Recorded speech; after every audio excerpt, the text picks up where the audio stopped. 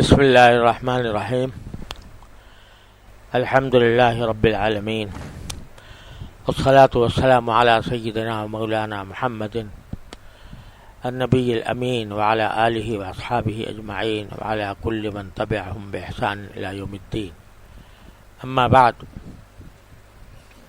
اللہ تبارک و تعالیٰ کے فضل و کرم سے رمضان کی آمد ہے، اور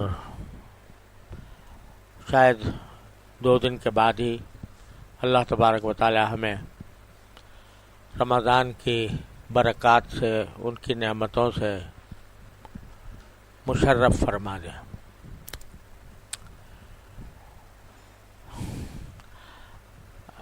یہ بھی حسن اتفاق ہے کہ اس سے پہلے جو میں نے گزارشات شروع کی تھیں وہ عباد الرحمن والے رکوع سے شروع کی تھی۔ تو عباد الرحمن کے معنی ہے رحمان کے بندے، اور اصلی معنی یہ ہے کہ بندہ ساری زندگی اپنے آپ کو بندہ بن کر گزارے، آقا بن کر نہیں۔ اللہ جل جلالہ کی بندگی کا احساس اس کے قلب و جگر میں پیوست ہو۔ اب عبادت اور بندگی جو ہے یہ بھی 2 قسم کی ہوتی ہے۔ ایک وہ بندگی ہے کہ جو اگرچہ اپنی ذات میں کوئی عبادت کا طریقہ نہیں ہے، مباحات میں سے ہے،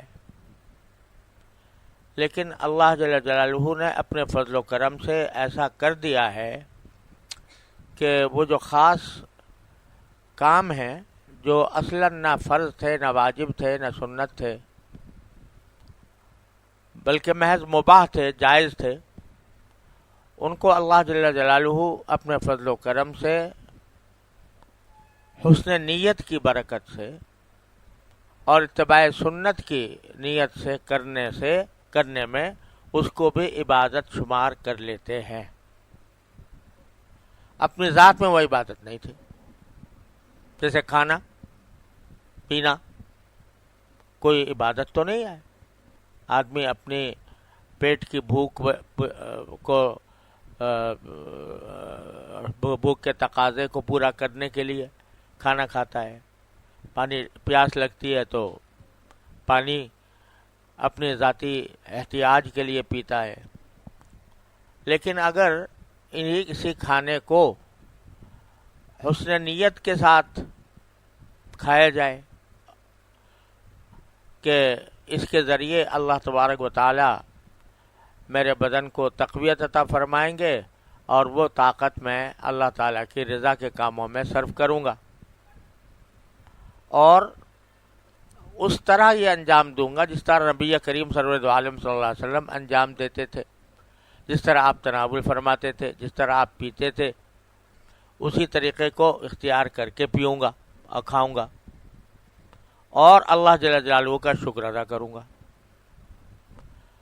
تو ایک تو حسن نیت، دوسرے اتباع سنت، تیسرے ادائے شکر، یہ 3 چیزیں اس کے ساتھ مل گئیں تو کھانے کو بھی عبادت بنا دیا، پینے کو بھی عبادت بنا دیا۔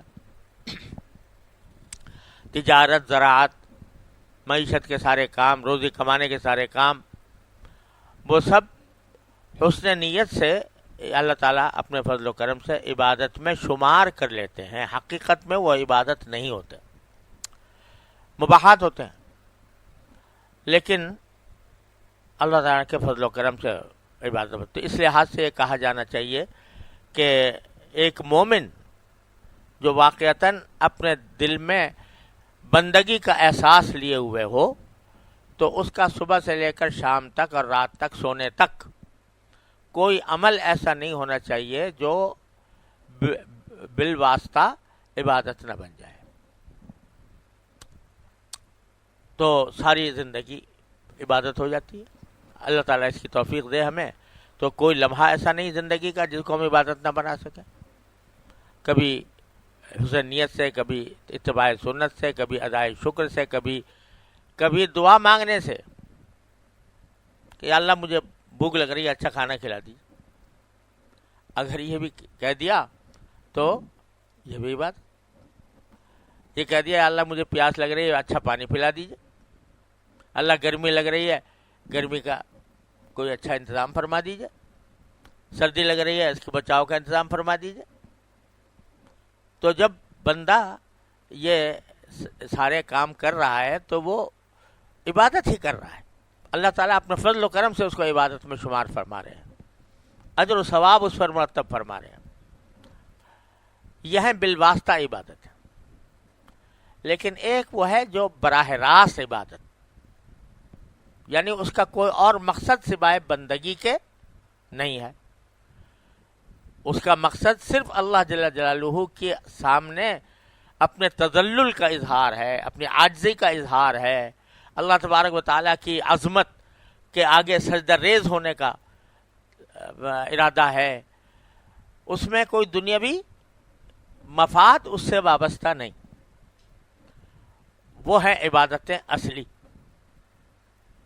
جیسے نماز ہے، روزہ ہے، زکوٰۃ ہے، حج ہے، عمرہ ہے، تلاوت ہے، ذکر ہے. یہ سب براہ راست عبادتیں ہیں. تو ہوتا یہ ہے کہ جب ہمیں اللہ تبارک و تعالیٰ نے یہ آسانی دے دی کہ بھائی تم چلو کھاؤ بھی، پیو بھی، روزی بھی کماؤ، یہ بھی کام کر لو، وہ بھی کر لو، سب جائز ہے تمہارے لیے، ہم بلکہ تم اگر اچھے طریقے سے کرو گے تو ہم اسی پر تمہارے اجر و ثواب بھی دے دیں گے، اس کو عبادت میں شمار کر لیں گے. جب یہ چھوٹ مل جاتی ہے ہمیں تو اس چھوٹ کے نتیجے میں جو اصل عبادت تھی اس کی طرف توجہ کم ہو جاتی ہے. جو اصل عبادت تھی، یہ تو بالواسطہ عبادتیں ہیں نا، لیکن یہ کہ انسان بارگاہ الہی میں سجدہ ریز ہو، بارگاہ الہی میں بیٹھ کر تصور کرے کہ میں باری تعالیٰ کی بارگاہ میں حاضر ہوں، اللہ تبارک و تعالیٰ کا ذکر کر رہا ہوں، اللہ تعالیٰ کو یاد کر رہا ہوں، اللہ تبارک و تعالیٰ کی عظمت، اس کی بڑائی، اس کی کبریائی، اس کو ذہن میں لا کر اور کبھی سجدے کرتا ہوں، کبھی کھڑا ہو جاتا ہوں، کبھی رکوع کرتا ہوں. الذین یبیتون لربہم سجدا وقیاما. یہ جو عبادت ہے یہ اصلی عبادت ہے، بلا واسطہ عبادت ہے، براہ راست عبادت ہے. اب اللہ تعالیٰ نے جو چھوٹ ہمیں دے دی تھی کہ چلو بھائی کھا پی لو، ٹھیک طریقے سے کر لو، اس کو بھی ہم عبادت رکھ دیں گے. تو بعض اوقات ہم لوگ اسی میں لگ کر پھر یہ جو اصل عبادت تھی اس کو بھول جاتے ہیں، یا اس میں کمی آ جاتی ہے، یا اس کی طرف دھیان نہیں رہتا، اور اس کی اہمیت نہیں رہتی بسا اوقات. اور خاص طور سے ہم جیسے طالب علموں کو، جنہوں نے یہ حدیث پڑھ لی کہ تدارس علم ساعتن خیر من احیائها، کہ علم کا مذاکرہ کرنا اگر ایک رات کے تھوڑے سے حصے میں بھی ہو تو ساری رات عبادت سے بہتر ہے. یہ پڑھ لیا تو اب دماغ میں یہ آ گئی کہ جو ہے وہ بھائی ہم تو عبادت ہی کر رہے ہیں ساری رات. اگر مطالعہ کر رہے ہیں تو وہ بھی عبادت ہے، اگر کوئی فتویٰ لکھ رہے ہیں تو وہ بھی عبادت ہے، اگر کوئی تصنیف کر رہے ہیں وہ بھی عبادت ہے، اگر کوئی خطاب کر رہے ہیں، کوئی بات کہہ رہے ہیں وہ بھی عبادت ہے. تو پھر ہمیں اس سجدے میں جانے کی اور ہر وقت جو ہے نوافل کی اس کی کیا حاجت ہے؟ یہ دماغ میں شیطان یہ بات ڈال دیتا ہے. اور یہ حدیث بھی دلیل میں پیش کر دیتا ہے کہ فقیہ واحد اشد علی الشیطان من الف عابد. یہ بھی دلیل میں لے آتا ہے. تو وہ کہتا ہے بس فقہ میں لگے رہو، فقہ کی کتابیں پڑھتے رہو، پڑھاتے رہو، فتوے لکھتے رہو، مضامین لکھتے رہو، تقریریں کرتے رہو. تو یہ رات کو اللہ کے سامنے کھڑے ہونے کی اس سے افضل کام کر رہے ہیں ہم. یہ دماغ میں خناس پیدا ہو جاتا ہے بعض اوقات. تو یہ ہے بھی بڑا غلط اس لیے کہ جہاں فرمایا گیا ہے وہ ہر جگہ کا ایک موقع ہوتا ہے، ہر وقت کا ایک تقاضا ہوتا ہے. عبادت اور بندگی نام ہے وقت کے تقاضے کو، جو شریعت کی اور اللہ کی تبارک و تعالیٰ کی رضا کے مطابق اس وقت جو تقاضا ہے وہ پورا کرے تو اس کی فضیلت ہوتی ہے. تو یہ نہیں ہے کہ بس ایک جانب کو پکڑ کے بیٹھ گئے اور دوسری جانب جو ہے نظر انداز ہو گئی. اب مثلا جو ہے عشرہ اخیرہ کا اعتکاف ہے مثال کے طور پر. اب یہ سوچا کہ بھئی اعتکاف میں بیٹھیں گے تو حدیث یاد آ گئی کہ رسول کریم صلی اللہ علیہ وسلم نے ارشاد فرمایا کہ میں کسی دکھ والے کا دکھ دور کر دوں تو یہ مجھے زیادہ پسند ہے بنسبت 1 مہینے مسجد نبوی میں اعتکاف کرنے سے. تو اب وہ کہا بھائی میں تو کسی کا دکھ دور کر دوں گا، مجھے اعتکاف کرنے کی حاجت نہیں. تو یہ حماقت ہے. ہر وقت کا ایک تقاضا ہے، اس تقاضے کے مطابق عمل کرنا یہ بندگی ہے. اگر تمہارے پاس کوئی سائل آیا ہوا ہے مستفتی، اس وقت کا تقاضا یہ ہے کہ تم اس کے سوال کا جواب دو، اس کو دین کی بات بتاؤ. لیکن رات کو آپ اپنے مزے، اپنے علمی عیاشی کے لیے، ایک عیاشی ہوتی ہے بدنی اور ایک ہوتی ہے علمی عیاشی کے اندر مبتلا ہے، مطالعہ ہو رہا ہے، تو یہ سمجھ رہے ہیں کہ بھئی یہ بھی ہم رات کے تدارس العلم خیر ساعۃ من اللیل خیر من احیائها. تو نہیں، اس وقت تقاضا یہ ہے کہ براہ راست پہنچ جاؤ اس مالک کی بارگاہ میں جس نے تمہیں یہ ساری نعمتیں عطا کی ہیں. یہ علم اس لیے دیا ہے کہ تم اس کے اوپر اس کی وجہ سے فوقیت ظاہر کرو دوسروں پر. اس وجہ سے دیا ہے کہ تمہارے دماغ میں تکبر پیدا ہو جائے. اس لیے دیا ہے کہ تم یہ سوچ کر ان عابدوں کی تحقیر کرو کہ جو عبادت میں، اللہ کی براہ راست عبادت میں لگے ہوئے ہیں. یہ اس کی بات ہے کہ ایک فقیہ اور عابد میں فرق یہ ہے کہ فقیہ جو ہے یہ مطلب نہیں ہے کہ وہ عابد نہیں ہوتا اور اس کی فضیلت ہوتی ہے. نہیں، فقیہ ہے ہی وہ حقیقت میں کہ جس کا دل اللہ تعالیٰ سے جڑا ہوا، وہ ہے فقیہ. محض علم فقہ جان لینے کا نام فقیہ نہیں ہے. حضرت حسن بصری رحمۃ اللہ علیہ کو پکارا کسی نے یا فقیہ کہہ کر، تو فرمایا کہ حل رأیت فقیہا قط، تو نے کبھی فقیہ دیکھا بھی ہے جو مجھے فقیہ کہہ کے پکار رہا ہے؟ انما الفقیہ الزاہد فی الدنیا الراغب فی الآخرہ.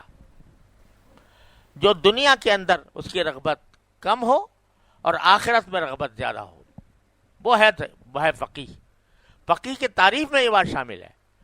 ہاں البتہ اس کا معظم اشتغال، یعنی زیادہ تر اس کا اشتغال جو ہے وہ ٹھیک ہے، وہ اپنا علمی کاموں کے اندر ہو رہا ہے، لیکن اس کے باوجود جو ہے ایسا نہیں ہے کہ وہ عبادت کی لذت سے محروم ہے. عبادت جو اصل عبادت ہے اس کے برکات سے محروم ہے، ہرگز نہیں. جو آدمی اللہ تعالیٰ کی بارگاہ میں حاضری کو اپنی سب سے بڑی سعادت نہ سمجھتا ہو وہ فقیہ نہیں ہو سکتا. تو اس لیے ہاں البتہ یعنی ایک مناسب مقدار میں وہ عبادت بھی کرتا ہے اور ساتھ ساتھ اپنے اس میں بھی لگا رہتا ہے، وقت کے تقاضے پر عمل کرتا ہے. حضرت امام حنیفہ سے بڑا اور کون فقیہ ہوگا بھائی؟ اور ان کے بارے میں مشہور ہے یہ بات، کس حد تک صحیح ہے اللہ ہی جانے، کہ ساری رات عبادت فرماتے تھے وغیرہ وغیرہ، اور بہت سی روایتیں سارے علماء کے بارے میں آتی ہیں. خیر، میں کہہ یہ رہا تھا کہ چونکہ اللہ تبارک و تعالیٰ نے ہمیں چھوٹ دے دی کہ بھئی دنیا کے کام بھی کرتے رہو اور ذرا سا زاویہ نگاہ درست کر لو، تو زاویہ نگاہ کی درستی سے ہم تمہارے دنیاوی کاموں کو بھی عبادت بنا دیں گے. تو اس واسطے جو اصل عبادت کے کام تھے ان کی طرف توجہ، ان کی اہمیت، ان کی طرف التفات یہ کم ہو جاتا ہے. تو اللہ تبارک و تعالیٰ کبھی کبھی ہمیں غفلت سے کھینچ کر بلاتے ہیں. یہ رمضان اس لیے آ رہا ہے، رمضان اس لیے آ رہا ہے کہ بھئی تم نے ساری زندگی، اب 11 مہینے تم نے گزار لیے، اس میں تم یہ سوچتے رہے کہ بھئی ہم تو ہر کام جو کر رہے ہیں وہ اللہ کی مرضی کے مطابق کر رہے ہیں، لہذا وہ عبادت ہے اور ثواب ہے. تو اور اپنی اللہ کی بارگاہ میں حاضری کا جو عمل ہے، جو اصل عبادت ہے، اس کو تم فراموش کر رہے ہو. کہاں بھاگے جا رہے ہو؟ آؤ ادھر. رمضان، شہر رمضان الذی انزل فیہ القرآن ھدی للناس وبینات من الھدی والفرقان. یہ مہینہ اس لیے آتا ہے غفلت سے نکالنے کے لیے اور اللہ جل جلالہ سے براہ راست تعلق قائم کرنے کے لیے، کہ اس میں بندہ جو ہے وہ اور مصروفیات کو ترک کرے یا کم کرے، اور زیادہ مصروفیت جو ہے وہ براہ راست اللہ جل جلالہ سے رابطہ قائم کرنے کی، وہ اس کے اندر اس کی طرف متوجہ ہو جائے. اسی لیے ہمارے ہاں جو چھٹیاں ہوتی ہیں مدارس دینیہ میں، چھٹیاں شعبان رمضان میں ہوتی ہیں. ساری دنیا میں ان کی گرمی سردی کا حساب ہوتا ہے چھٹیوں کا، یہ گرمی کی چھٹیاں ہیں، یہ سردی کی چھٹیاں ہیں. اور ہمارے ہاں چھٹیاں جو ہوتی ہیں وہ رمضان کی ہوتی ہیں. یہ بلا وجہ نہیں ہے، یہ اس لیے ہے کہ بھئی ٹھیک ہے سال تم نے گزار لیا پڑھ کے، وہ پڑھنا بھی ثواب، پڑھانا بھی ثواب، لیکن اب براہ راست اللہ جل جلالہ سے تعلق قائم کرنے کا ایسا نہ ہو کہ بھول جاؤ تم. تو اب کچھ وقت تمہیں دیتے ہیں کہ جس میں تم اس مشغلے سے اپنے آپ کو فارغ کر کے اور زیادہ سے زیادہ اللہ جل جلالہ کی طرف رجوع کرو، براہ راست عبادتوں کا اہتمام کرو. تو عبدیت جو ہے وہ بڑی عجیب چیز ہے اور بڑی اہم چیز ہے، بڑی نافع چیز ہے. یہ عبدیت جو ہے نا، میں جو کہہ رہا ہوں کہ بھئی ہر وقت جو انسان مباح کام کرے تو وہ بھی حسن نیت سے ثواب بن جاتا ہے، یا یہ کہ اتباع سنت کی نیت سے ثواب بن جاتا ہے. یہ ساری باتیں اس وقت پیدا ہوتی ہیں جب اللہ کا انسان کا دل اللہ تبارک و تعالی سے جڑا ہوا ہو، تعلق مع اللہ مضبوط ہو. تو اس وقت پھر جب آدمی مباح کام کر رہا ہوتا ہے اس وقت بھی وہ اللہ کا ذکر کر رہا ہوتا ہے کہ یا اللہ، یہ آپ نے مجھے توفیق دی ہے، میں بسم اللہ پڑھ کے کھا رہا ہوں، بسم اللہ الرحمن الرحیم پڑھ کے کھا رہا ہوں، میں الحمدللہ کہہ کر شکر ادا کر رہا ہوں. اور اگر تعلق ہی مضبوط نہیں ہے، اللہ تبارک و تعالیٰ کی ذات سے تعلق ہی مضبوط نہیں ہے، بندگی کا احساس دل میں جاگزی نہیں ہے، تو پھر یہ سارے کام ہوتے رہیں گے اور یاد ہی نہیں آئے گا کہ بھئی اللہ میاں کو بھی یاد کرنا ہے اس سلسلے میں. تو اس لیے یہ بخش دیا جاتا ہے اللہ تبارک و تعالیٰ کی طرف سے رمضان کا مہینہ کہ اب اور دھندے چھوڑو اور اب آ جاؤ میری طرف. اب ہر رات آواز لگائی جا رہی ہے، ہر رات آواز لگائی جا رہی ہے، یا باغی الخیر اقبل و باغی الشر اقصر. تو یہ آوازیں اس لیے لگائی جا رہی ہیں کہ بھئی کہاں بھاگے جا رہے ہو، ذرا ہمارے پاس آؤ، ہماری بارگاہ میں حاضر ہو، ہمارے اپنا عجز و نیاز بجا لاؤ. جب بندہ پیشانی ٹیک دیتا ہے بارگاہ الہی میں تو بس سمجھو کہ ساری کائنات اس کے قبضے میں آ گئی. حضرت مجدور صاحب رحمۃ اللہ فرماتے ہیں شعر میں کہ میں اگر سجدے میں سر رکھ دوں زمین کو آسماں کر دوں. میں جب سجدے میں سر رکھ دوں زمین کو آسماں کر دوں. تو جب سجدے میں صحیح معنی میں سر رکھ دیا، سمجھے نا، یہ سوچ کے سر رکھ دیا کہ یہ میرے پروردگار کی بارگاہ ہے، اس کی چوکھٹ ہے، اس پر میں اپنی پیشانی رکھ رہا ہوں، اس کے آگے اپنی عاجزی اور اپنا عاجزی کا اظہار کر رہا ہوں، تذلل کا اظہار کر رہا ہوں. تو پھر سمجھو کہ ساری فکرنما جمعت لہ الدنیا بحذافیرہا، تو ساری کچھ جو ہے وہ نعمتیں اس کے وقت متوجہ ہو جاتی ہیں. اقرب ما یکون العبد الی اللہ تعالی فی السجود، سب سے زیادہ قرب باری تعالیٰ کا حاصل ہوتا ہے سجدوں میں، سجدے میں سے زیادہ قرب جب آدمی بندہ سر رکھ دیتا ہے اس بارگاہ میں تو اس سے زیادہ قرب کا کوئی اور مقام نہیں ہوتا. اسی لیے کہا گیا کہ الصلاۃ معراج المومنین، کہ نماز جو ہے وہ مومنوں کی معراج ہے. معراج یہی ہے کہ سجدے میں آدمی سر رکھ دے. تو اس میں اگر ذرا دھیان سے کرے نا، یہ ایسے ہی الٹ پلٹ کر کے فارغ ہو جائے تو اس میں وہ بھی ایک نعمت ہے، توفیق جو بھی ہو جائے نعمت ہے. لیکن جو سجدے کی اصل کیفیت ہے وہ در حقیقت اسی وقت حاصل ہوتی ہے جب آدمی دھیان سے سجدہ کرے. میں کہاں پر اپنی پیشانی ٹیک رہا ہوں، کس ذات کے آگے ٹیک رہا ہوں، اس کے قبضے قدرت میں کیا کچھ ہے اس کائنات کے اندر، اور میں کتنا عاجز بندہ ہوں، اور میں اپنی عاجزی کا اظہار اس ذات کے سامنے کر رہا ہوں جو قادر ان علی کل شیء قدیر ہے. اور پھر میں جب اس کا دامن تھام رہا ہوں، اس کی بارگاہ میں اپنی سے پیشانی رکھے ہوئے ہوں، تو پھر مجھے کسی اور چیز کی ضرورت نہیں. سر بر قدم حسن، قدم بر کلہ و تاج. سر بر قدم حسن، سر بر قدم حسن، قدم بر کلہ و تاج. دیوانہ بڑے شان سے دیوانہ بنا ہے کہ حسن کی بارگاہ میں، یعنی اللہ جل جلالہ کی بارگاہ میں سر ٹیکا ہوا ہے، اور دنیا کی ساری عظمتیں اور رفتیں جو ہیں، کلہ و تاج، بادشاہوں کے تاج اور پگڑیاں، ان سب پر میرا پاؤں ہے. سر بر قدم حسن، قدم بر کلہ و تاج. تو جب اس بارگاہ کے اوپر سجدہ رکھ کے پیشانی رکھ دی تو ساری کائنات جو ہے، ساری دنیا کے تمام مفادات، دنیا کے تمام لذتیں، وہ ساری لذتوں پر میں پاؤں رکھ کر سجدہ کر رہا ہوں اپنی بارگاہ میں، اس کی بارگاہ میں. تو اس سجدے کا پھر لطف دیکھو.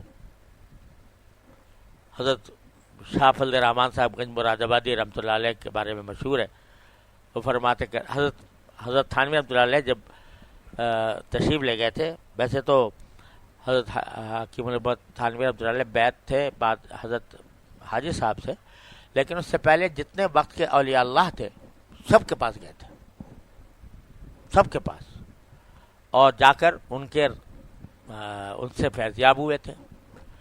تو حضرت شاہ فضل الرحمان صاحب گنج مراد آبادی رحمۃ اللہ علیہ یہ بھی اپنے اولیاء میں، اولیاء اس زمانے کے اولیاء میں بڑا اونچا مقام رکھتے تھے. تو حضرت ان کے پاس بڑی مشقتیں اٹھا کر پہنچے، اور شاہ فضل الرحمان رحمۃ اللہ علیہ کی، اور جا کر وہاں اکتساب فیض بھی کیا.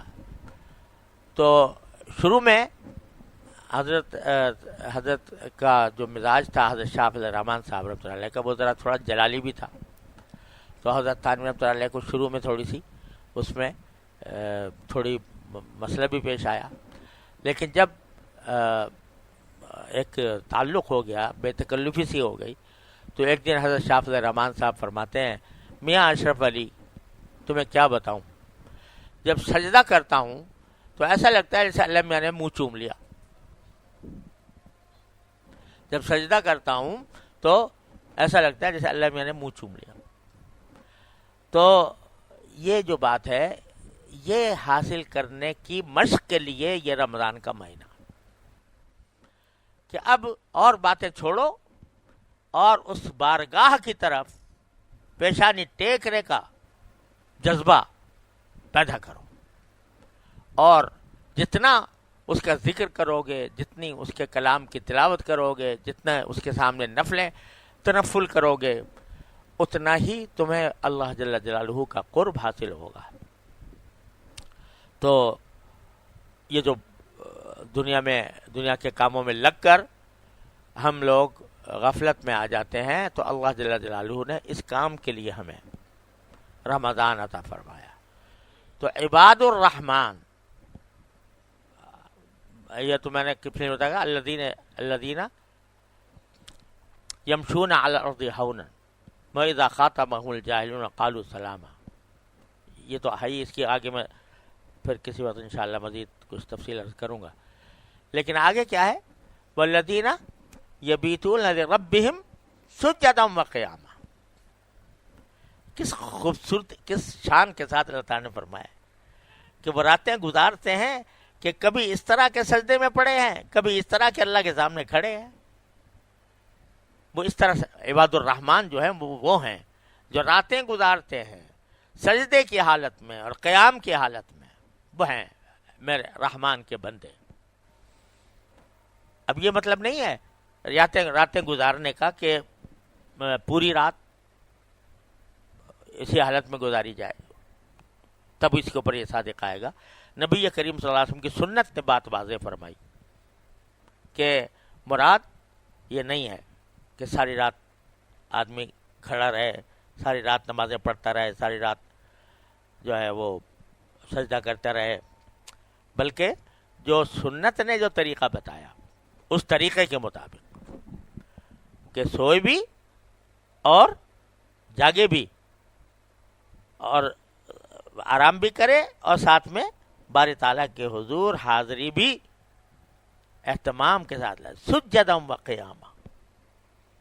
اس طرح کرتے ہیں کہ راتیں ان کی اس طرح گزر رہی ہیں کہ سجدے میں بھی ہیں، کبھی قیام میں بھی ہیں. تو عام حالات میں اس کا موقع ذرا کم ملتا ہے. اللہ کے بندے بہت سے ایسے ہیں جو الحمدللہ پابند ہیں اس کے قیام اللیل کے، رات کے وقت میں کھڑے ہونے کے، اللہ تعالیٰ کے سامنے عبادت کرنے کے اللہ نے توفیق دی ہے. لیکن بہت سے ایسے ہیں کہ جو نہیں کر پاتے. تو رمضان اس لیے آ رہا ہے کہ بھئی کچھ تو ہم نے تمہارے الذین یبیتون لربہم سجدا و قیاما کا کچھ تو نسخہ تمہارا ہم نے سنت مؤکدہ کر دیا، جبری ایک طرح سے اگر دیکھا جائے کہ چاہے تم رو یا پیٹو یا تھکو یا کسی حالت میں بھی ہو، سستی آئے، کچھ ہو، 20 تو پڑھنی ہے. سمجھے نا؟ اب 20 پڑھنی ہے تو 20 پڑھنے کے معنی کیا ہوئے کہ 40 سجدے کرنے ہیں. 20 پڑھنے کے معنی کیا ہوئے؟ 40 سجدے. تو ہمارے حضرت والا فرمایا کرتے تھے کہ یہ اللہ تعالیٰ نے 40 مقامات قرب یہ ایک مومن کے لیے بڑھا دیے ہیں اس میں رمضان کے اندر. تو یہ تو ہو ہی کیا، یعنی نتیجہ اس کا یہ ہے کہ وہ لوگ کہ جو 5 وقتہ نماز با جماعت ادا کرنے سے قاصر رہتے ہیں، نہیں آتے مسجدوں میں. تراویح میں دیکھو کیا ہوتا ہے. وہ لوگ بھی نظر آتے ہیں کہ جو کبھی سارے سال مسجدوں میں نظر نہیں آتے لیکن آ جاتے ہیں. یہ کون بلا رہا ہے ان کو؟ کون کھینچ کے لا رہا ہے؟ یہ اللہ جل جلالہ نے رمضان کی برکت ایسی عطا فرما دی کہ دل کے اندر خود بخود ایک جذبہ پیدا ہو جاتا ہے، کیسے ہی گیا گزرا مسلمان کیوں نہ ہو، لیکن دل میں یہ آ جاتا ہے کہ بھئی رمضان ہے، رمضان ہے، تو اس رمضان کے اندر کچھ وقت ضائع نہ کروں، میں جو کچھ وقت ہے وہ اللہ جل جلالہ کی بارگاہ میں حاضر ہو کر گزاروں. یہ احساس ہر ایک کو پیدا ہو جاتا ہے. اور اس وجہ سے تراویح کے اندر بھی تو وہ تو ہے ہی ہے. اور پھر آخر شب سحری میں کھانے کے لیے تو اٹھتا ہی آدمی، تو پہلے سے اٹھ جائے اور اس وقت میں پھر وہ جو رکعات ہیں تہجد کی وہ ادا کرے. اس وقت وہ بڑا خاص وقت ہوتا ہے اللہ تبارک و تعالیٰ کی بارگاہ میں حاضری کا. اور اسی وجہ سے حضرت فاروق اعظم رضی اللہ تعالیٰ عنہ ایک مرتبہ انہوں نے سب لوگوں کو جمع کیا تھا نا تراویح، حضرت ابی بن کعب کے امامت میں سب کو جمع کیا تھا. تو ایک مرتبہ دیکھنے گئے مسجد میں تو دیکھا سب لوگ نماز پڑھ رہے ہیں اور ایک امام کے پیچھے پڑھ رہے ہیں. ایک تو اس پر خوشی کا اظہار فرمایا، لیکن ساتھ میں یہ جملہ فرمایا کہ الذین ینامون الصلاۃ التی ینامون عنہا افضل من الصلاۃ التی یقومون بها او کما قال، کہ یہ جو اس وقت پڑھ رہے ہیں یہ رات کو جو اٹھ کر تہجد پڑھا جاتا ہے اس وقت جو سو جاتے ہیں اس سے وہ زیادہ بہتر ہے نماز اس نماز سے۔ تو یہیں سے یہ بات معلوم ہو رہی ہے کہ تراویح الگ چیز ہے، تہجد الگ چیز ہے، اور تہجد کی فضیلت حضرت فاروق اعظم رضی اللہ تعالیٰ نے ان الفاظ میں بیان فرمائی۔ تو لہذا یہ سحری سے پہلے اس میں جتنا ہو سکے، چلو 4 ہی رکعتیں پڑھ لو، لیکن پڑھو دھیان سے کہ میں اپنی اللہ تبارک و تعالیٰ کی بارگاہ میں حاضر ہوں، اور اس میں سجدن و قیامہ میں کسی طرح داخل اللہ میاں کروا لیں، الذین یبیتون لربہم سجدن و قیامہ، اس میں اللہ تبارک و تعالیٰ داخل کر دے کہ ہم رات کو اس طرح گزاریں کہ آگے باری تعالیٰ کے آگے سجدہ ریز ہوں، اس کے آگے کھڑے ہوں، تو 4 رکعتیں 6 رکعتیں 8 رکعتیں جتنی اللہ تعالیٰ توفیق دے، اور اس میں سجدہ جب کرے آدمی تو بس یہ ذرا تصور کر لے کہ میں کہاں سجدہ کر رہا ہوں۔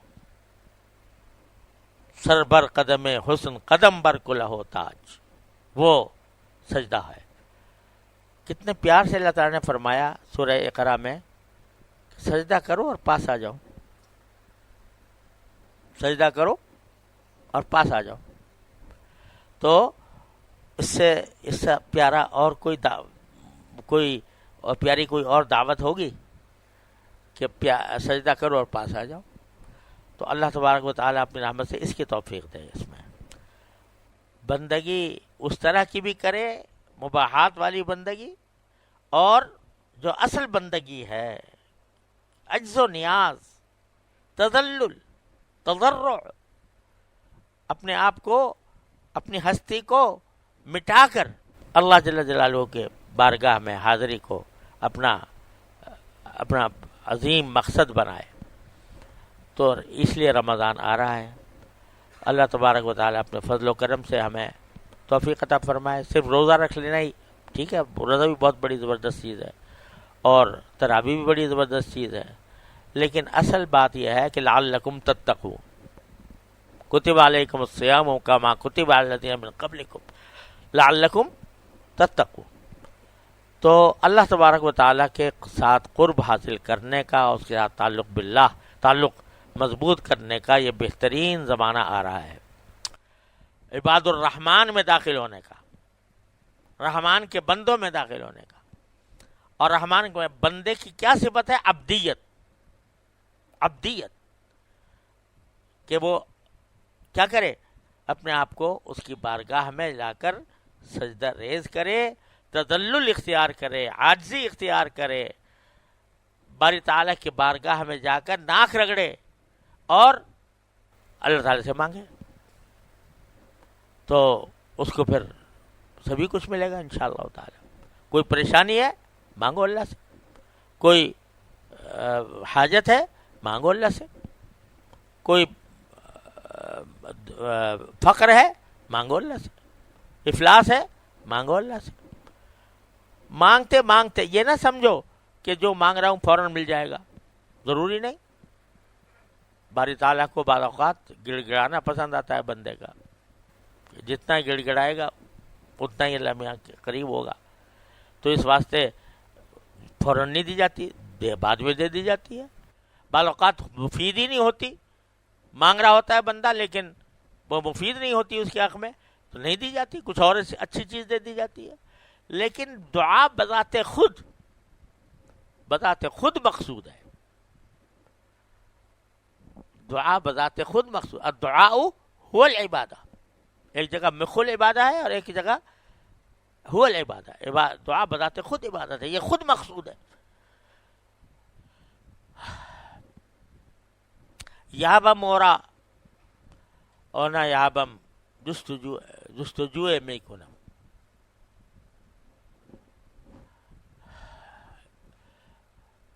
حاصل آیت یا نہ آیت آرزو میکنم. حاصل آیت یا نہ آیت آرزو میکنم. یابم اورا او نہ یابم جستجو میکنم. بندے کا کام یہ ہے کہ وہ جب جستجو کرتا رہے، جستجو کرتا رہے، کہتا ہے مانگے مجھے ملے یا نہ ملے مانگتا رہوں گا، میں اس کو پاؤں یا نہ پاؤں لیکن جستجو کرتا رہوں. تو یہ بذات خود مقصود ہے کہ آدمی بس اس قدم پر چلتا رہے چلتا رہے چلتا رہے. تھکن بھی بذات خود مقصود ہے، تھک جانا یہ بھی مقصود ہے. اذا فرغت فانصب. تو تھکن، میرا شعر ہے کہ قدم ہے راہ الفت میں تو منزل کی ہوس کیسی. قدم ہے راہ الفت میں تو منزل کی ہوس کیسی. یہاں تو عین منزل ہے تھکن سے چور ہو جانا. جب تھک کے چور ہو گیا منزل حاصل ہو گئی. اذا فرغت فانصب، یہی مقصود تھا. تو اس واسطے آدمی ذرا سی ہمت تھوڑی سی جوان کرے رمضان کے مہینے میں. ہمت ذرا آگے ہمت کو بڑھانے کی کوشش کرے کہ میں ایک عظیم زمانے سے گزر رہا ہوں. نظر نہیں آتے انوار آنکھوں سے، جو انوار اللہ تعالیٰ نے رمضان کے اندر رکھے ہیں، جو برکات رکھی ہیں وہ آنکھوں سے نظر نہیں آتی. وہ معنوی چیز ہے، اور وہ معنوی چیزیں، انہی معنوی چیزوں کا بعض مرتبہ یہ اثر پڑتا ہے کہ بندے کی رغبت عبادت کی طرف بڑھ جاتی ہے. یہ اللہ تعالیٰ کی طرف سے کرم ہوتا ہے. لیکن اس کو ذرا اور بڑھاؤ، ہمت کو اور بڑھاؤ کہ پہلے جتنا کرتے تھے اب اس سے کچھ زیادہ کریں. اور بڑھاؤ. سستی ہو رہی ہوگی تو سستی کا مقابلہ کرو، مجاہدہ کرو. نہیں دل چاہ رہا پھر بھی بیٹھا ہوں، پھر بھی کھڑا ہوں. دل نہیں لگ رہا تلاوت میں مگر کر رہا ہوں. دل نہیں لگ رہا نماز میں مگر پڑھ رہا ہوں. تو یہ جب اپنے اوپر زبردستی کر کے آدمی کام کرے گا، اسی کا نام مجاہدہ ہے. تو پھر اللہ تبارک و تعالیٰ کبھی محروم نہیں فرماتے. الذین جاہدوا فینا لنہدینہم سبلنا. ہمارے حضرت والا حضرت تھانوی رحمۃ اللہ علیہ اس کا ترجمہ فرماتے تھے کہ جو ہمارے راستے میں مجاہدہ کرتے ہیں. مجاہدے کرنے کا کیا معنی؟ میں اس کو تعبیر کرتا ہوں اپنے اوپر زبردستی کرتے ہیں. اپنے اوپر زبردستی کرتے ہیں، دل نہیں چاہ رہا مگر کر رہا ہوں. تو اپنے اوپر زبردستی کرتے ہیں میرے راستے میں، میری خاطر. تو حضرت ترجمہ فرماتے ہیں لنہدینہم سبلنا، ہم ان کا ہاتھ پکڑ کر اپنے راستوں پر پہنچا دیں گے، گود میں اٹھا کر پہنچا دیں گے. کیوں؟ اس واسطے یہاں پر جو لنہدینہم ہے یہ بلا واسطہ متعدی ہو رہا ہے. تو مفعول بلا واسطہ آ رہے ہیں. جہاں اگر الہ ہوتا ہے لنہدیہم الہ تو اس کے معنی ہوتے ہیں اراۃ الطریق. اور جہاں براہ راست دونوں مفعولوں کی طرف متعدی ہو تو اس کے معنی ہوتے ہیں ایصال المطلوب. اس لیے فرماتے ہیں کہ ہم ان کو گود میں اٹھا کر اپنے کولیاں بھر کے ان کو اپنے راستے پر پہنچا دیں گے. یہ کاہے کا صلہ ہوتا ہے؟ مجاہدے کا. مجاہدہ کیا؟ کہ دل میں سستی آ رہی ہے، ارادے میں سستی ہے، بدن تھک رہا ہے، طبیعت حاضر نہیں ہے، لیکن بیٹھ گیا اللہ کے لیے یا کھڑا ہو گیا اللہ کے لیے. یہ ہے مجاہدہ. اور جب یہ مجاہدہ ہوتا ہے کرتا رہے بندہ. ٹھیک ہے نہیں ہو رہا نہیں صحیح مگر لگا رہوں گا. کوئی ضروری نہیں کہ اس کو مزہ بھی آنے لگے، کوئی ضروری نہیں کہ اس کو محسوس بھی ہو، لیکن کر رہا ہے، کیے جا رہا ہے تو پھر اللہ تبارک و تعالیٰ کی طرف سے کرم ہو ہی جاتا ہے، پھر کرم ہو ہی جاتا ہے، پھر اس کو زبردستی کرنے کی ضرورت نہیں ہوتی، پھر خود اس کے پاؤں خود بخود اٹھتے ہیں، اس کی ہمت خود بخود جوان ہوتی ہے، اس کے اعمال خود بخود اس طرف جاتے ہیں، بشرطے کہ لیکن شروع میں مجاہدہ تو کرنا پڑے گا. مجاہدہ کرو، اور مجاہدہ یہ ہے کہ کھا نہیں رہے، دن میں پی نہیں رہے، پیاس لگ رہی ہے نہیں پی رہے، دل چاہ رہا ہے کھانے کو نہیں کھا رہے، یہ مجاہدہ تو ہے ہی. اب رات کو اب آدمی دل چاہ رہا ہے سونے کو، مگر تراویح پڑھنی ہے، اور جو ہے صبح کو دل چاہتا ہے کہ ذرا کچھ زیادہ دیر سو جائے اور آخر میں جا کے سحری کھا لے. آدمی پہلے اٹھ رہا ہے، اور پہلے اٹھ رہا ہے اس لیے کہ تاکہ وہ کچھ نفلیں پڑھ لے اللہ تعالیٰ کے حضور. مجاہدہ کر کے اٹھ رہا ہے، مجاہدہ کر کے پڑھ رہا ہے.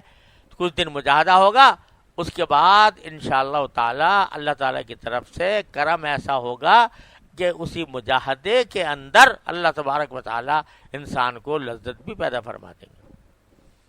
اور نہ بھی ملے تو لذت تھوڑی مقصود ہے، نہ بھی ملے تو مقصود تو لذت نہیں، تو مقصود تو اللہ تعالیٰ کی رضا ہے، مقصود تو اللہ تعالیٰ کی بندگی ہے. لہذا نہیں آئے، ساری زندگی نہ آئے، کوئی پرواہ نہیں. حضرت گنگوئی رحمۃ اللہ علیہ فرماتے ہیں، قطب الاقطاب حضرت گنگوئی رحمۃ اللہ علیہ فرماتے ہیں کہ میں اس شخص کو مبارکباد دیتا ہوں جس کو ساری زندگی کبھی نماز میں مزہ نہ آیا مگر پڑھتا رہا. کہتے میں اس کو مبارکباد دیتا ہوں، ساری زندگی مزہ نہ آیا مگر پڑھتا رہا، اس کو مبارکباد دیتا ہوں. کیوں؟ اس لیے کہ پتہ چلا کہ یہ مزے کی خاطر نہیں پڑھ رہا تھا، یہ تو اللہ کے لیے پڑھ رہا تھا. تو اس لیے نہ آئے تو نہ آئے، آ جائے نعمت ہے، اللہ تعالیٰ کی طرف سے نعمت ہے. نہ آئے تو یہ نہ سمجھے کہ میں مطرود ہو گیا، محروم ہو گیا. پہلے آیا کرتا تھا، پہلی لذت آتی تھی اب نہیں آتی، پہلے زیادہ رونا آتا تھا اب نہیں آتا، پہلے میری رقت طاری ہو جایا کرتی تھی اب نہیں ہوتی، تو میں محروم ہو گیا، مطرود ہو گیا. ارے کچھ بھی نہیں ہوا. جب تک اس نے توفیق دے رکھی ہے اپنی بارگاہ میں حاضر ہونے کی، تو یہ سب کیفیات جو ہے یہ آتی جاتی رہتی ہیں. کبھی آئی کبھی نہیں آئی. آئی اللہ کا شکر ادا کرو، اور نہ آئے تو محروم نہ سمجھو. یہ نہ سمجھو کہ میرا معاذ اللہ میں مردود مطرود ہو گیا. یہ کیفیات تو آتی جاتی رہتی ہیں، ان کے پیچھے نہیں پڑنا. عمل کو دیکھو، عمل ہو رہا ہے کہ نہیں ہو رہا. وہ عمل جب ہو رہا ہو تو انشاءاللہ وہ پہنچائے گا منزل تک، وہ اللہ تعالیٰ کی رضا تک پہنچائے گا. اس نیت سے عبادت کرو اور لذتوں کے پیچھے نہ پڑو. لیکن جب اللہ تبارک و تعالیٰ توفیق عطا فرما دے گا کہ بھئی ہم باوجود دل نہ چاہنے کے ہم عمل کی طرف جا رہے ہیں اور اپنے اوپر زبردستی کر رہے ہیں، تو پھر اللہ تعالیٰ دے بھی دیں گے. وہ سجدے کا جو لطف حضرت صاف صاف فرما رہے ہیں نا کہ ایسا لگتا ہے کہ جیسے اللہ میاں نے چوم لیا، تو وہ دے بھی عطا بھی فرما دیتے ہیں، ان کا کرم ہوتا ہے. پھر عز و نیاز میں آدمی بعض اوقات ایسا ہوتا ہے کہ سجدے میں پڑا ہوا ہے، اٹھنے کو دل نہیں چاہتا، سجدے سے ہو جاتا ہے. ایسا بھی نہ بھی ہو تو مقصد حاصل ہے. قبول ہو نہ کہ نہ ہو پھر بھی ایک نعمت ہے، قبول ہو کہ نہ ہو پھر بھی ایک نعمت ہے. وہ سجدہ جسے تیرے آستاں سے نسبت ہے، وہ سجدہ جس کو تیرے آستاں سے نسبت ہے وہ پھر بھی نعمت ہے. حضرت مولانا رومی نے ایک حکایت لکھی ہے ایک بزرگ کی کہ وہ روزانہ رات کو تہجد کے لیے اٹھتے تھے. ان کا ایک شاگرد بھی ساتھ ہوتا تھا. تو ایک دن اٹھے تو آواز آئی، کوئی آسمانی آواز، کہ نہ تیرا وضو قبول، نہ تیری نماز قبول، نہ تیری عبادت قبول. سنی پھر وضو کیا, مصلی بچھایا, کھڑے ہو گئے. اگلے دن پھر یہی کوئی آواز آ رہی, اور اب شاگرد کو بھی آنے لگی, پھر کھڑے ہو گئے. تیسرے دن پھر آواز آ گئی. تو شاگرد نے کہا کہ حضرت جب بار بار آپ سے کہا جا رہا ہے کہ قبول ہے ہی نہیں تو کیوں محنت کر رہے ہو؟ تو انہوں نے فرمایا کہ ارے بھائی اگر کوئی اور بارگاہ ہو, کوئی اور چوکھٹ ہو تو وہاں چلا جاؤں. یہ انہوں نے چاہے مجھے ماریں یا پھٹکاریں یا باہر کریں, چوکھٹ تو کوئی اور ہے نہیں, لہذا میرے پاس تو ایک ہی راستہ ہے. جب یہ کہہ دیا تو آواز آئی, قبول است اگرچہ ہنر نیستت کہ جزمہ پناہ دیگر نیستت, کہ اب سب قبول ہے تیرا, اگرچہ تیری عبادت میں کوئی ہنر نہیں ہے. قبول است اگرچہ ہنر نیستت, ہمیں قبول ہے اگرچہ تیرے پاس کوئی ہنر نہیں ہے. کیوں قبول ہے؟ کہ جزمہ پناہ ہے دیگر نیستت, کہ ہمارے سوا کوئی اور پناہ بھی تو نہیں ہے تیرے لیے. تو امتحان تھا در حقیقت, اللہ کے بندوں پر امتحان بھی آتے ہیں, آزمائش ہوتی ہے. اب اگر وہاں کوئی وہ شاگرد جیسا کہہ رہا تھا اس کے اوپر عمل کر کے بیٹھ جاتا, ختم ہو گیا تھا معاملہ. لیکن اللہ نے صحیح بات دل میں ڈالی اور کہا کہ جی اور کہاں جاؤں. اس لیے بھائی بس وہی پناہ گاہ ہے, وہی درگاہ ہے, وہی سجدہ, وہی آستانہ ہے, اسی کی طرف رمضان میں بلایا جا رہا ہے. اللہ تبارک و تعالیٰ اپنی رحمت سے ہم سب کو اس دعوت کو قبول کرنے, اس دعوت کے اوپر عمل کرنے کی توفیق دے دے بس. تو انشاءاللہ پھر دیکھو رمضان کس طرح گزرتا ہے اور کیا انوار و برکات لے کر آتا ہے اللہ نے چاہا. وصلی اللہ تعالی علی خیر خلقہ سیدنا مولانا محمد کما اللهم صل على سيدنا محمد وعلى ال سيدنا محمد كما صليت على ابراهيم وعلى ال ابراهيم. ربنا ظلمنا انفسنا وان لم تغفر لنا وترحمنا لنكونن من الخاسرين. ربنا آتنا في الدنيا حسنة وفي الآخرة حسنة وقنا عذاب النار. یا رحم الراحمین, یا غیاث المستغیثین, اپنی رحمت سے ہمارے سارے گناہوں کو معاف فرما دے. یا اللہ, یا رحمان, یا رحیم, یا کریم, آپ نے اپنے فضل و کرم سے رمضان کا مہینہ عطا فرمایا ہے. یا اللہ ہمیں مل بھی جائے اپنی زندگی میں, اور یا اللہ اسے صحیح فائدہ اٹھانے کی بھی توفیق عطا فرما دیجیے. یا اللہ اس رمضان کو اپنے خاص قرب کا ذریعہ بنا دیجیے, اپنے ساتھ خصوصی تعلق کا ذریعہ بنا دیجیے. یا اللہ اس کے جتنے رمضان کے مہینے میں جتنے آپ نے انوار و برکات رکھے ہیں, اے اللہ وہ سب ہم کو عطا فرما دیجیے. یا اللہ کسی سے محروم نہ فرمائیے. اے اللہ اپنی رحمت سے, اپنے فضل و کرم سے ہمارے استحقاق کو نہ دیکھیے, اپنی رحمت تمام کو دیکھیے, اور اس کے ذریعے اللہ ہم کو نواز دیجیے, اپنی رحمت سے نواز دیجیے. رمضان المبارک کے تمام انوار و برکات سے یا اللہ نواز دیجیے. اے اللہ ہمارا عمل تو ہمیشہ ناقص ہی رہے گا. یا اللہ آپ کے بارگاہ کے قابل تو کوئی بھی عمل نہیں. یا اللہ آپ کے بارگاہ کے قابل تو کوئی عمل نہیں, ناقص ہی رہے گا. ناقص ہم ناقص ہیں, ہمارے اعمال بھی ناقص ہیں. لیکن اے اللہ اپنے رحمت سے, اپنے فضل و کرم سے انہی ناقص اعمال کو اپنی بارگاہ میں اس طرح قبول فرما لیجیے. جینا کبھی بضاعت مزجات فاغفر لنا الکیل وتصدق علینا انک خیر المتصدقین. یا اللہ اپنی رحمت سے جو کچھ بھی ہمیں بن پڑے اسی کو قبول فرما لیجیے. یا اللہ ہمیں توفیق بھی عطا فرمائیے, رمضان کے اوقات کو صحیح مصرف میں لگانے کی توفیق عطا فرمائیے, اضاعت وقت سے بچائیے. یا اللہ اپنی معصیتوں سے, گناہوں سے, منکرات سے بچائیے, اور اے اللہ اپنے ساتھ خصوصی تعلق کا ذریعہ اس کو بنا دیجیے, خصوصی قرب کا ذریعہ بنا دیجیے. اے اللہ ہم محتاج ہیں, آپ غنی ہیں. اے اللہ ہم آپ کے بندے ہیں, آپ ہمارے پروردگار ہیں. اپنی رحمت سے, اپنے فضل و کرم سے ہم کو نواز دیجیے, ہمارے استحقاق کے بغیر نواز دیجیے. یا اللہ ہمارے استحقاق کے بغیر نواز دیجیے. یا اللہ اپنی رحمت سے ہماری ساری حاجتیں بھی پوری فرما دیجیے, ہماری ساری مرادیں بھی بلائیے.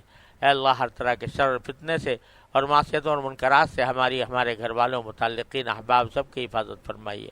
وصلی اللہ تعالی علی خیر خلقہ سیدنا مولانا محمد وعلی آلہ واصحابہ اجمعین. آمین برحمتک یا